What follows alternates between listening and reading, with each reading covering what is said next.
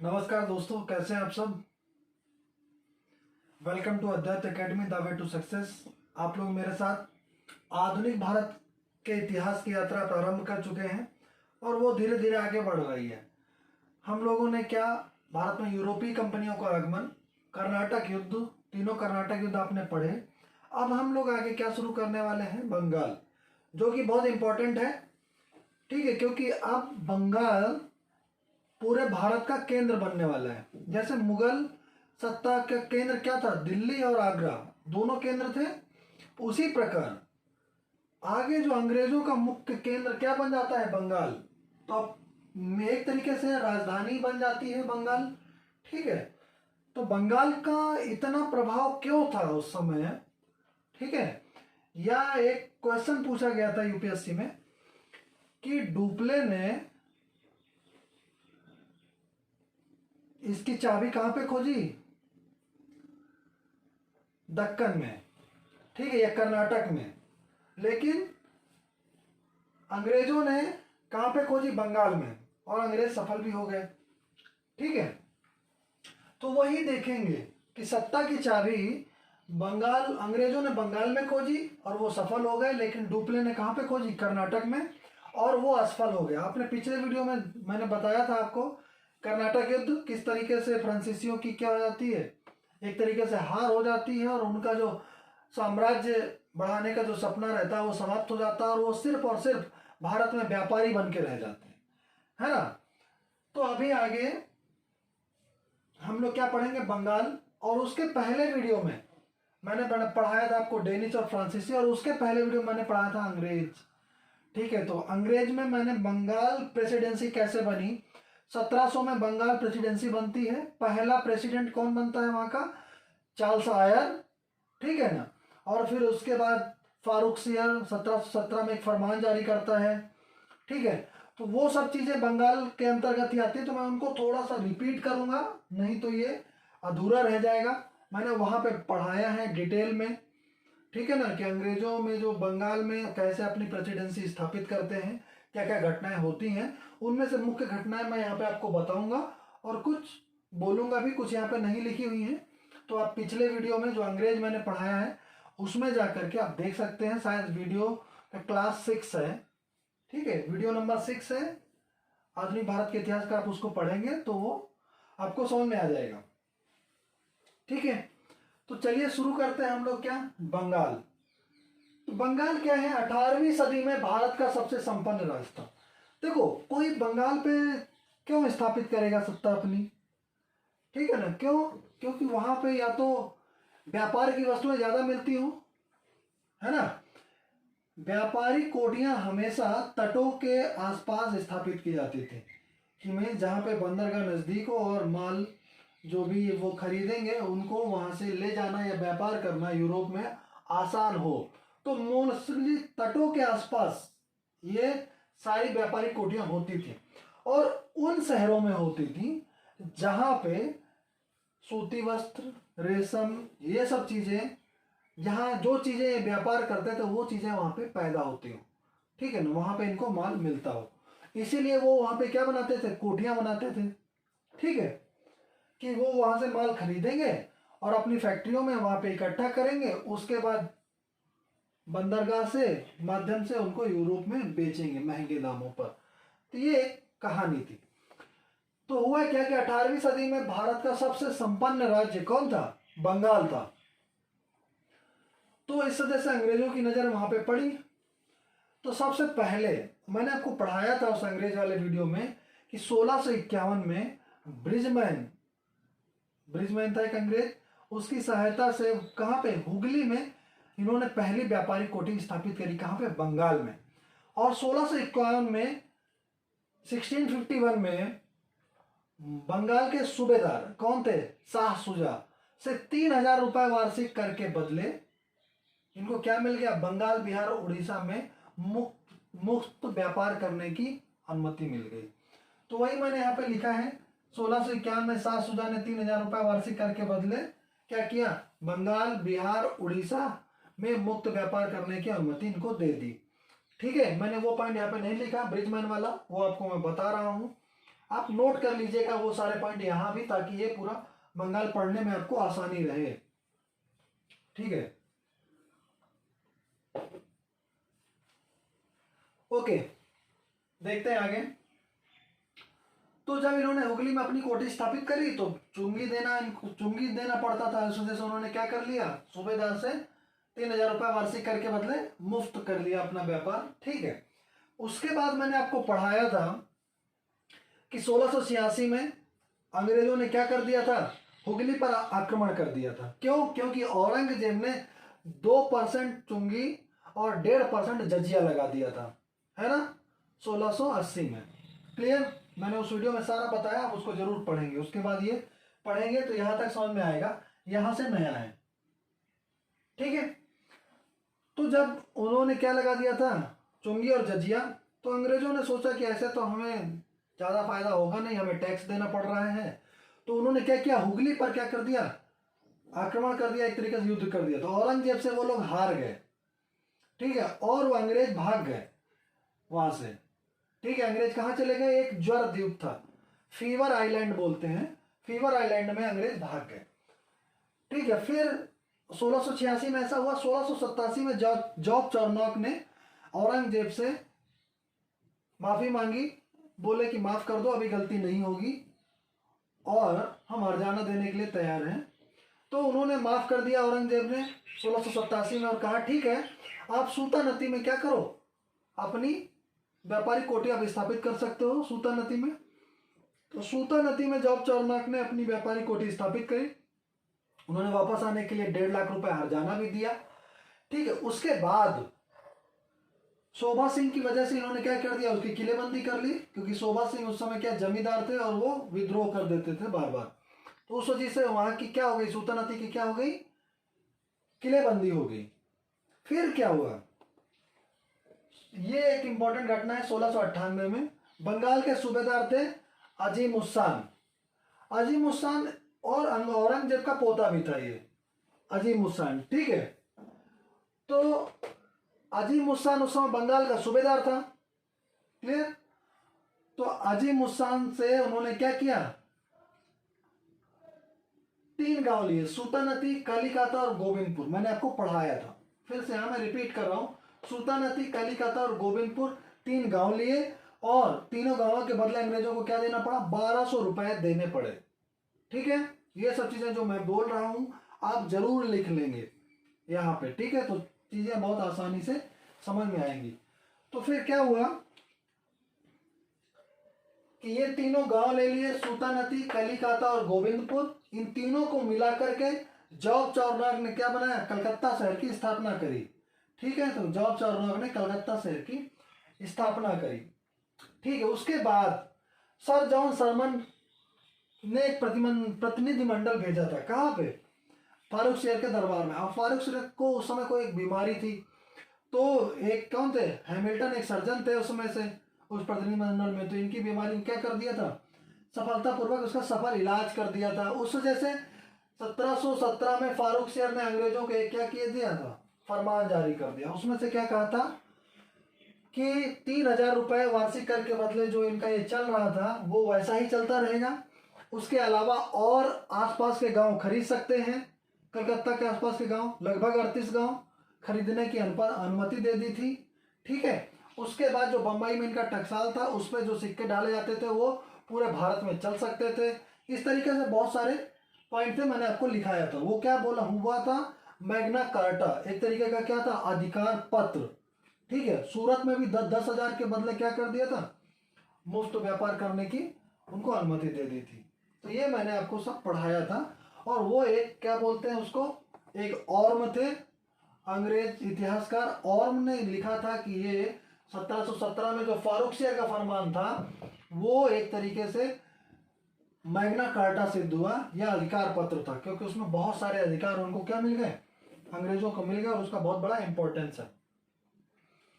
ठीक है, अब देखो, अब आता है, मैंने बताया था 1707 में जब औरंगजेब की मृत्यु हो जाती है, उसके बाद पूरा भारत जो मुगलों के अधीन राज्य थे वो सारे प्रांत स्वतंत्र रूप से अपने आप को स्वतंत्र करने लगते हैं, क्योंकि मुगल सत्ता धीरे धीरे कमजोर होने लगती है औरंगजेब के बाद, और बाकी जो स्वतंत्र राज्य हैं उसमें थोड़े ताकतवर नवाब उभरते हैं और वो अपने आप को स्वतंत्र घोषित करते हैं। ठीक है, तो मुर्शीद कुली खां बंगाल का प्रथम नवाब बना, तो सीधे सीधे बंगाल का नवाब नहीं बन गया होगा, उसके पहले एक कहानी थी। 1700 या 1701, मोस्टली 1701 मान लेते हैं, कहीं पे मुझे 1700 भी मिला तो मैंने दोनों लिख दिया। 1700 और 1701 में औरंगजेब ने मुर्शीद कुली खां को बंगाल का क्या बना दिया? दीवान बना दिया। बंगाल का क्या बना दिया? दीवान बना दिया। और 1717 में फारूक शेर ने इसे बंगाल का सूबेदार बना दिया। आपको पता होगा सूबेदार उस समय ये अजीम उस्सान था, तो अजीम उस्सान से इसकी थोड़ी क्या हो गई? खटपट हो गई। किससे? मुर्शीद कुली खां से। ठीक है, तो 1717 में फारूक शेर ने मुर्शीद कुली खां को क्या बना दिया? बंगाल का सूबेदार नियुक्त कर दिया। तो अब वहां पे क्या हो गया? ये सांकेतिक रूप से तो मुगल सत्ता के अधीन था क्योंकि सूबेदार था बंगाल का। कौन? मुर्शीद कुली खां। लेकिन इसका जो व्यवहार था, व्यवहारिक रूप से ये स्वतंत्र था। तो इसीलिए बोलते हैं कि बंगाल सबसे पहले क्या हुआ? स्वतंत्र हुआ। ठीक है, और वो स्वतंत्र रूप से ही व्यवहार करता था। कौन? मुर्शीद कुली खां। इसलिए बोलते हैं कि सबसे पहले बंगाल एक स्वतंत्र राज्य हुआ। ठीक है, स्वतंत्र प्रांत बना सबसे पहले मुगलों में औरंगजेब की मृत्यु के बाद। तो अब देखते हैं, आइए बंगाल की कहानी शुरू करते हैं धीरे धीरे हम लोग। ठीक है, कहाँ तक ले जाएंगे? पहले प्लासी और प्लासी के बाद बक्सर। प्लासी हुआ 1757 में। तो मैंने कहाँ तक की घटनाएं आपको बता दी हैं? 1756 तक की। ठीक है, अब 1756 के बाद कौन आता है? सिराजुद्दौला। उसके समय में ही कौन होता है? प्लासी का युद्ध होता है 1757 का। तो वो पूरी कहानी अगले वीडियो में आएगी। ठीक है, तो उससे रिलेटेड उसकी कुछ झलकियां आपको यहाँ पे मिल जाएंगी कि सिराजुद्दौला कैसे बनता है बंगाल का नवाब। ठीक है, तो हम यहाँ से यहाँ तक जाएंगे और अगले वीडियो में हम लोग क्या पढ़ेंगे? सिराजुद्दौला, ब्लैक होल घटना होती है, ब्लैक होल ट्रेजेडी। उसके बाद हमारा प्लासी की पृष्ठभूमि, क्या क्या कारण थे, और उसके बाद प्लासी और प्लासी के परिणाम। ठीक है, तो ये चीजें हम लोग पढ़ेंगे अगले वीडियो में। और फिर उसके बाद क्या आता है? प्लासी जब अंग्रेज जीत जाते हैं उसके बाद वो अपने हिसाब से बंगाल के नवाब बनाते हैं। ठीक है, और वहां पे बंगाल में द्वैत शासन प्रारंभ हो जाता है उसके बाद। ठीक है, क्योंकि राजा किसी और को और जो पैसा ये लोग वसूली करते हैं दीवानी किसी और को, इस तरीके से ये लोग करते हैं अंग्रेज लोग, क्लाइव। तो वो हम लोग आगे पढ़ेंगे। बक्सर होता है। ठीक है ना, बक्सर के क्या कारण थे, और उसके बक्सर के युद्ध के बाद अंग्रेजी सत्ता पूरी तरीके से स्थापित हो जाती है बंगाल में। और वो कब तक रहती है? जब तक कि बंगाल से राजधानी दिल्ली स्थानांतरित नहीं होती है, तब तक बंगाल अंग्रेजी सत्ता का मुख्य केंद्र बना रहता है। ठीक है, तो आइए हम लोग पढ़ते हैं। मुर्शीद कुली खां 1717 से 1727। मुर्शीद कुली खां 1717 से 1727। देखते हैं, बंगाल का सूबा सबसे पहले मुगल साम्राज्य से स्वतंत्र हुआ और सबसे पहले ब्रिटिश शासन के अधीन भी हुआ। क्योंकि 1717 में ये सबसे पहले स्वतंत्र हुआ। उसके बाद 1757 में ही मान लीजिए आप, प्लासी से ही मोस्टली मान लीजिए कि ये किसके? ब्रिटिश के अधीन हो गया। गुलाम बहुत जल्दी हो, जितनी जल्दी स्वतंत्र हुआ बंगाल उतनी जल्दी क्या बन गया? गुलाम बन गया। 1764 से तो पूरा पूरा हो गया। ठीक है, प्लासी के युद्ध में जो कमियां रह गई थी वो 1764 में पूरी हो गई। ठीक है, प्लासी का युद्ध एकमात्र एक झड़प थी और वो धोखे से जीता गया, षड्यंत्र के माध्यम से जीता गया युद्ध था अंग्रेजों के द्वारा। वो एक युद्ध नहीं, एक झड़प थी। ठीक है ना, क्योंकि उसमें युद्ध हुआ ही नहीं था। लेकिन 1764 में प्रॉपर युद्ध हुआ और अंग्रेजों की जो सैनिक सत्ता थी वो वहां पे स्थापित हो गई, सैन्य सत्ता वहां पे स्थापित हो गई। तो अंग्रेजों ने अपने दम पे जीता बक्सर। तो उसके बाद बोलते हैं कि ये गुलाम हो गया। क्या? बंगाल सबसे पहले ये अंग्रेजों के अधीन चला गया। ठीक है, ओके। तो क्या हुआ? अजीम उस्सान के कारण मैंने बताया था ये अजीम उस्सान को हटा करके क्या बनाया था मुर्शीद कुली खान ने, को सूबेदार बनाया गया था। तो मुर्शीद कुली खान ने अपनी राजधानी ढाका से हटाकर मुर्शिदाबाद या उसको क्या बोलते हैं मकसूदाबाद स्थानांतरित कर दी, क्योंकि अजीम उस्सान से उसके क्या थे मतभेद थे, तो उसको प्रॉब्लम हो रही थी मुर्शीद कुली खान को, इसलिए उसने क्या किया अपनी राजधानी ढाका से हटाकर मुर्शिदाबाद कर दी। ये इंपॉर्टेंट पॉइंट है, ठीक है। पहला जो चेंज होता है प्रशासनिक, ठीक है, ढाका से क्या कर दी राजधानी मुर्शिदाबाद कर दी, ठीक है। उसके बाद देखो 1719 में इसे उड़ीसा की सूबेदारी भी मिल गई। फारूक सियर ने 1719 में मुर्शीद कुली खान को उड़ीसा की भी सूबेदारी दे दी, ठीक है। Okay okay. फिर मुर्शीद कुली खान ने एक भूमि बंदोबस्त में इजारेदारी प्रथा चलाई। क्या चलाई? इजारेदारी प्रथा, जिसमें से क्या हुआ एक कुलीन वर्ग का विकास हुआ, ठीक है। इजारेदारी प्रथा क्या थी कि एक तरीके से एक बिचौलियों को इन्होंने पैदा कर दिया, ठीक है। ठेकेदार मान लेते हैं, ठेकेदार क्या है कि जमीन, किसी की जमीन मालिक, और बीच में वो क्या करते थे उस जमीन से उसको क्या करते थे टैक्स वसूलते थे, ठीक है। और वो किसको देते थे?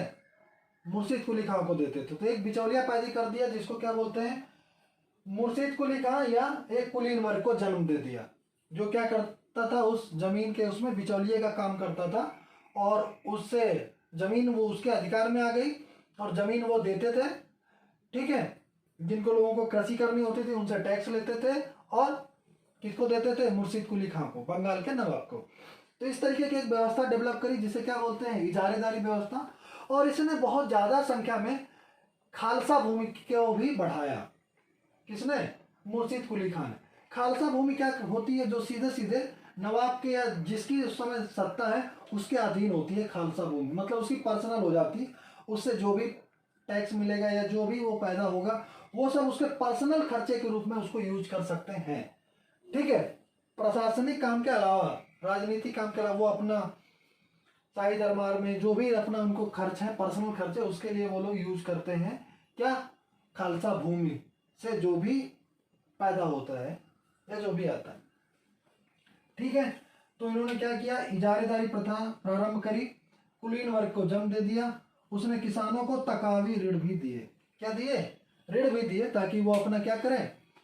कृषि करें, लेकिन वापस उनसे लेने के लिए एक मजबूत सिस्टम भी बनाया, ठीक है, ताकि वो वापस उनसे क्या करें? पैसा ले सके। तो उसने क्या किया? किसानों को तकावी ऋण भी दिए। तो ये था आपका मुर्शीद कुली खान 1717 से 1727। तो मुर्शीद कुली खान की 1727 में मृत्यु हो जाती है, ठीक है। उसके बाद उसका दामाद कौन बनता है? सुजाउद्दीन। ये आपको क्रम याद रखना है। सबसे पहले कौन? मुर्शीद कुली खान 1717 से 1727। फिर उसका दामाद सुजाउद्दीन 1727 से 1739। फिर सरफराज खां 1739 से 1740। फिर सरफराज खां के बाद अलीवर्दी खां 1740 से 1756। लगभग 16 साल रहता है ये अलीवर्दी खां। और अलीवर्दी खां के बाद सिराजुद्दौला, और वो 1757 में आता है। 1756 से 1757 बस वहीं तक रहता है, प्लासी के युद्ध तक। और उसके बाद आपका मीर जाफर आ जाता है, ठीक है। तो हम पहले क्या याद करेंगे? प्लासी के युद्ध तक कौन कौन से बंगाल के नवाब थे, ठीक है। फिर उसके बाद प्लासी के युद्ध के बाद अंग्रेजों ने किसे बैठाया, फिर बक्सर के युद्ध तक कौन था, फिर बक्सर के युद्ध के बाद अंग्रेजों ने किसे बिठाया। तो ये हम लोग ऐसे याद करेंगे, ठीक है, टुकड़ों में, कि यहाँ से मुर्शीद कुली खान से प्लासी तक, प्लासी से बक्सर तक, और फिर बक्सर के बाद, ठीक है। ऐसा हम लोग बंगाल के नवाब याद करेंगे, देखेंगे। तो मुर्शीद कुली खान, सुजाउद्दीन, सरफराज खां, अलीवर्दी खां और सिराजुद्दौला, यहाँ तक हम लोगों ने क्या देखा? प्लासी के युद्ध तक, ठीक है। तो मुर्शीद कुली खान का दामाद सुजाउद्दीन 1727 में क्या बना? बंगाल का नवाब बना। और वो कब तक रहा? 1739 तक रहा। तो आइए देखते हैं। 1727 में मुर्शीद की मृत्यु के बाद उसका दामाद सुजाउद्दीन गद्दी पर बैठा, ठीक है। अब देखो फारूक सियर ने 1719 में उड़ीसा की इन्होंने की क्या दे दी थी? सूबेदारी दे दी थी। अब इनको 1733 में मुगल बादशाह कौन थे? मोहम्मद शाह। 1733 में मुगल बादशाह मोहम्मद शाह ने बिहार की सूबेदारी भी इनको प्रदान कर दी। तो अब बंगाल, बिहार और उड़ीसा तीनों की सूबेदारी मिल गई किसके अधीन? बंगाल के नवाब के अधीन। ठीक है, समझ में आया? बिहार की सूबेदारी भी दे दी। अब इसने क्या किया, अली वर्दी खां को क्या बना दिया? बंगाल का नायब सूबेदार। ये जो पूरा सूबेदार था, ठीक है ना, यह जो बंगाल का नवाब था वो पूरा था बंगाल, बिहार, उड़ीसा का, लेकिन बिहार और उड़ीसा में इन्होंने क्या बनाए? अपने नायब सूबेदार बनाए। तो इन्होंने क्या किया, अली वर्दी खां इंपॉर्टेंट है इसलिए यहाँ पे पॉइंट आया है, क्योंकि यही अगला बाद में यहाँ पे विद्रोह करता है और यहाँ पे शासक बन जाता है, बंगाल का नवाब बन जाता है। तो सुजाउद्दीन ने अली वर्दी खां को क्या बना दिया? बिहार का नायब सूबेदार बना दिया। तो सुजाउद्दीन में इतना ही। इसके बाद आते हैं सरफराज खां। अब देखो, सरफराज का, सुजाउद्दीन का पुत्र, मुर्शीद कुली खां का दामाद था ये सुजाउद्दीन। अब सुजाउद्दीन का पुत्र क्या बना? बंगाल की गद्दी पर बैठा, बंगाल का नवाब बना। कब? 1739 में। लेकिन उधर क्या हुआ, अली वर्दी खां ने विद्रोह कर दिया। अली वर्दी खां ने क्या कर दिया? विद्रोह। कौन? ये जो बिहार का नायब सूबेदार था अली वर्दी खां, इसने विद्रोह कर दिया। तो क्या हुआ, युद्ध होगा दोनों के बीच में। किसमें? सरफराज खां और अली वर्दी खां में। जो जीतेगा वो नवाब बन जाएगा। तो 1740 में गिरिया के युद्ध में सरफराज खां पराजित हुआ। किससे पराजित हुआ? सरफराज खां पराजित हुआ आपका अली वर्दी खां से और मार डाला गया। 1740 में सरफराज खां मर गया, अली वर्दी खां ने उसको मार दिया। कौन सा युद्ध हुआ? गिरिया का युद्ध। ठीक है, गिरिया के युद्ध में ये मार दिया गया। अब क्या बन गया? अली वर्दी खां बंगाल का नवाब बन गया। अली वर्दी खां बंगाल, बिहार एवं उड़ीसा का स्वतंत्र शासक बन गया। तथा मोहम्मद शाह कौन थे उस समय? मुगल बादशाह। मोहम्मद शाह को इन्होंने क्या किया? 2 करोड़ रुपए भेंटकर अपने पद का स्थायी बना दिया। ठीक है, मतलब अनुमति ले ली मुगल, क्योंकि सांकेतिक रूप से मुगलों के अधीन थे, लेकिन व्यवहारिक रूप से बंगाल स्वतंत्र प्रांत था। ये आप बिल्कुल ध्यान रखिए। ठीक है, तो 2 करोड़ रुपए दे दिए किसको? मुगल बादशाह मोहम्मद शाह को। लेकिन उसके बाद ये 16 साल तक इसने शासन किया। अली वर्दी खां ने कुछ नहीं दिया। एक बार दे दिया 2 करोड़, बात खत्म। उसके बाद कोई भी भेंट इसने नहीं दी। ठीक है,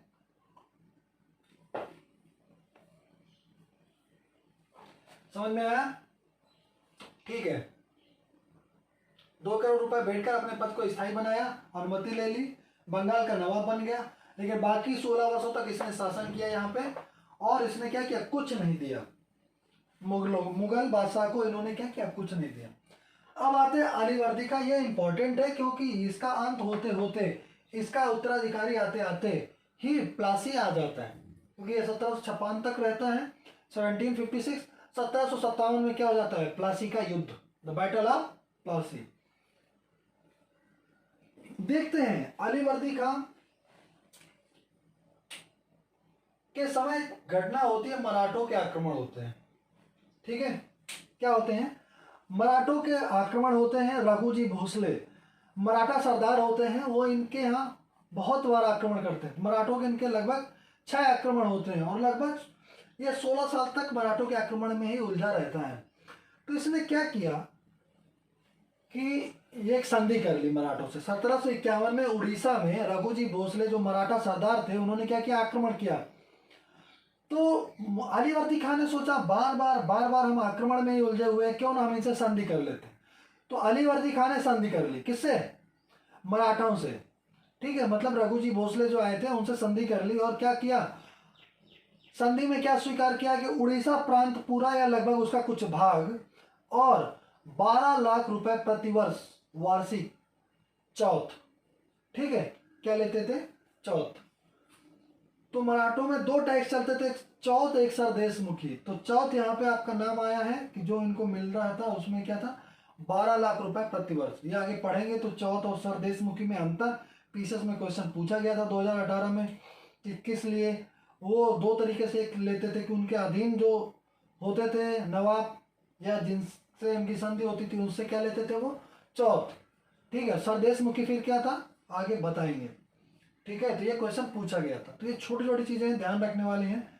ओके, तो 12 लाख रुपए प्रतिवर्ष क्या लेते थे? चौथ लेते थे, संधि हुई।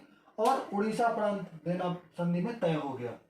ठीक है, ताकि इनको मराठों से क्या मिले, थोड़ा सुकून मिले और युद्ध ना हो या बार बार आक्रमण ना करें। तो ये हो गया। इसके बाद ये घटना होती है, मैंने इसको अलग कलर से लिखा है। क्या हुआ, आपको पढ़ा होगा कर्नाटक का तृतीय युद्ध। ठीक है, कर्नाटक का जब तृतीय युद्ध शुरू होता है, क्यों शुरू होता है, क्योंकि यूरोप में क्या शुरू हो जाता है, सप्तवर्षीय युद्ध शुरू हो जाते हैं। तो यूरोप में जब सप्तवर्षीय युद्ध शुरू हो जाते हैं तो जहां जहां पे फ्रांसीसी और अंग्रेज रहते हैं वहां वहां पर आपस में ये लोग भिड़ जाते हैं। ठीक है, तो यहाँ पे भी ये लोग भिड़ गए भारत में। ठीक है, उधर मैंने आपको पढ़ाया था फ्रांसीसी और अंग्रेजों के बीच जो वहाँ पे कर्नाटक और हैदराबाद में चल रहा था, मैंने आपको पढ़ाया था पिछले वीडियो में कर्नाटक युद्ध। उस समय बंगाल में क्या हुआ, तो जब इनके बीच में युद्ध छिड़ गया, ठीक है, सप्तवर्षीय युद्ध यूरोप में चालू हो गया, तो यहाँ पे भी ये लोग अपनी तैयारियां करने लगे।